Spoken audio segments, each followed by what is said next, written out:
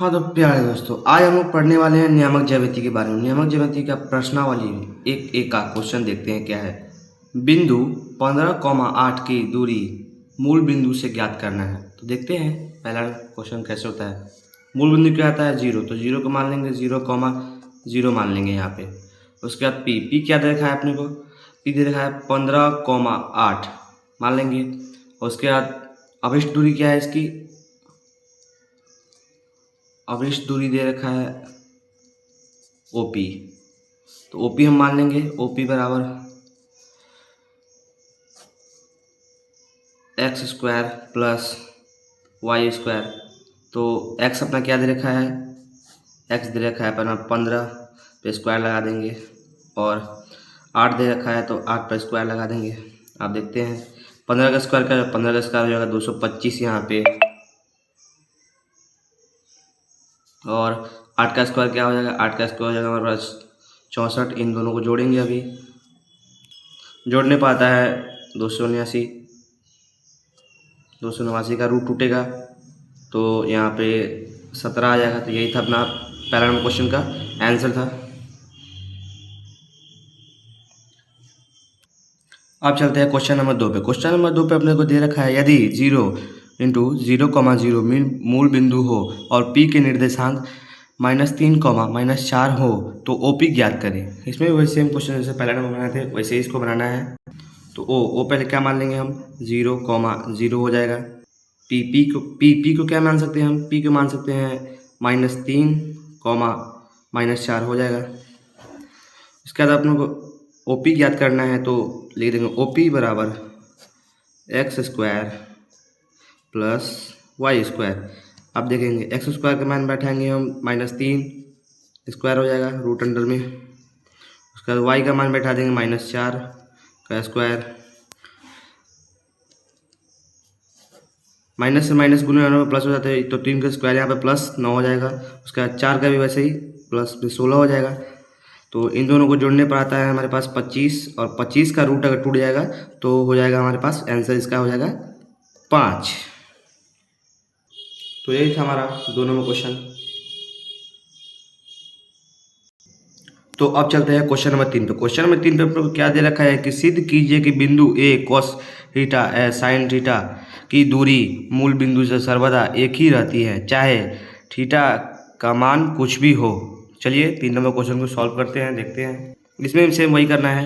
पहले 0 का मान ले लेंगे, 0,0 हो जाएगा। उसके बाद पी का मान ले लेंगे। यहाँ पे पी का मान क्या दे रखा है अपने को? पी का मान है ए cos थीटा, यहाँ पे ए साइन थीटा, ये हो जाएगा अपने का पी का मान। तो चलिए अब ओपी का मान देखते हैं। यहाँ पे root under X square plus Y square. OP बराबर देखते हैं, ओपी बराबर ले लेंगे ए कॉस थीटा, इसको स्क्वायर कर देंगे प्लस यहाँ पे, और यहाँ पे ए साइन थीटा स्क्वायर हो जाएगा।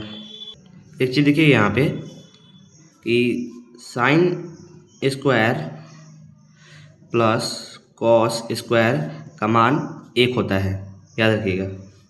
चलिए देखिए ओपी बराबर,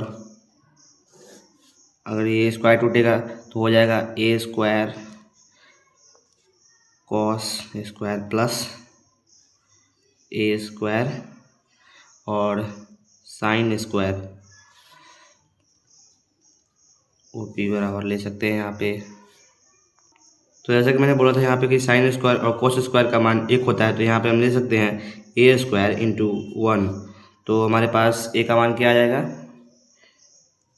यहाँ पर 1 ए हो जाएगा। यही था अपना 3 नंबर क्वेश्चन का आंसर, देख लीजिए।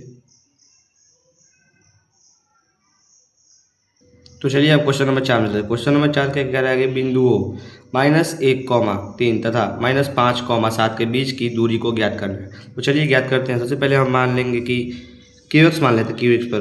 तो Q का मान हो जाएगा यहाँ पे ले लेंगे पहले 3, तो X1 मान लेंगे यहाँ पे -1, और Y1 यहाँ पे मान लेंगे 3। अब चलते हैं P, चाहे मान लीजिए P मान लीजिए। तो p का मान हो जाएगा यहाँ पे ले लेते हैं -5 और 7 उतार देंगे यहाँ पे, और x2 का मान जो हो जाएगा वो हो जाएगा -5 और y2 का जो मान होगा वो हो जाएगा अपना 7। तो चलिए अब सॉल्व फॉर्मूला होता है यहाँ पे QP बराबर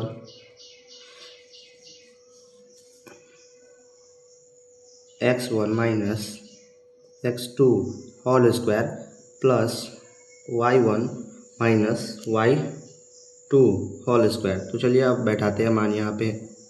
x1 का मान अपने को कितने दे रखा है, -1 दे रखा है, तो यहाँ पे -1 ले लेंगे। फिर यहाँ पे माइनस उसका x2 का मान दे रखा है अपने को 5 दे रखा है, तो 5 ले लेंगे, माइनस ये भी है तो ले लेंगे।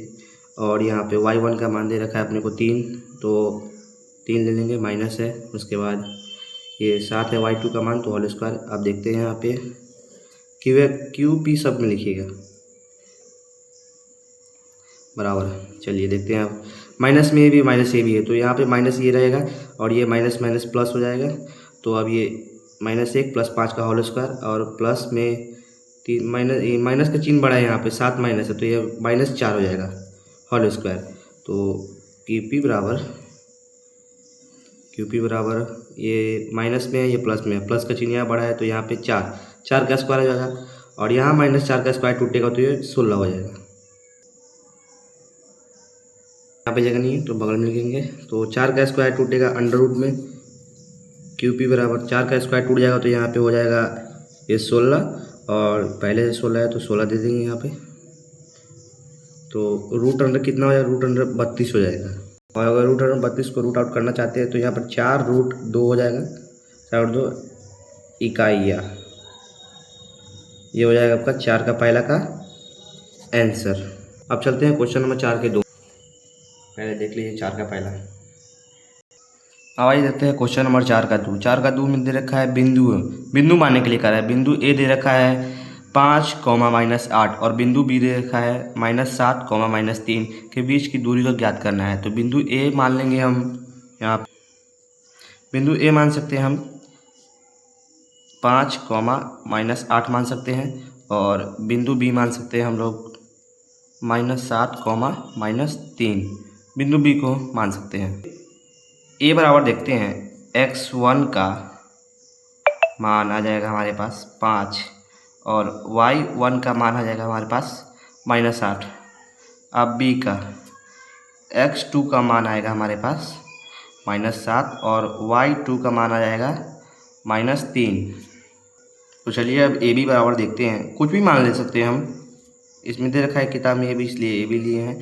तो x1 minus x2 whole square plus y1 minus y2 का होल स्क्वायर। अब रूट अंडर में देखते हैं।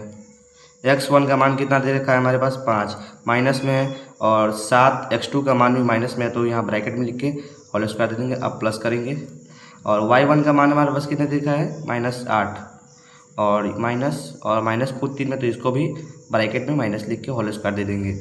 अब देखते हैं, माइनस पहले से तो ये प्लस हो जाएगा, 5 + 7 का होल स्क्वायर प्लस माइनस ये है, और यहाँ प्लस माइनस प्लस हो जाएगा, तो ये माइनस में ही रहेगा और ये प्लस हो जाएगा। तो 3 -8 + 3 का होल स्क्वायर। अब चलिए देखते हैं, 7 और 5 यहाँ पे कितना हो जाएगा 12 का यहाँ पे लेना है होल स्क्वायर, प्लस यहाँ पे देना है, माइनस का चिन्ह बड़ा है यहाँ पे, तो माइनस का चिन्ह ही देना है, तो -5 का होल स्क्वायर।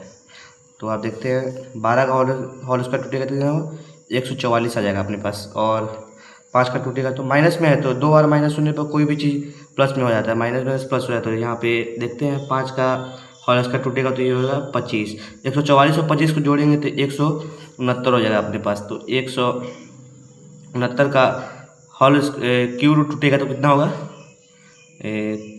13 हो जाएगा। तो ये था अपना 4 नंबर 2 का आंसर, 13 इकाइयाँ। ये था 4 का 2 का आंसर। तो चलिए मिलते हैं अगली वीडियो में। आज के लिए बस इतना ही। अगली वीडियो में हम आपको 5 से लेकर 10 तक पूरा दिखा देंगे बना के।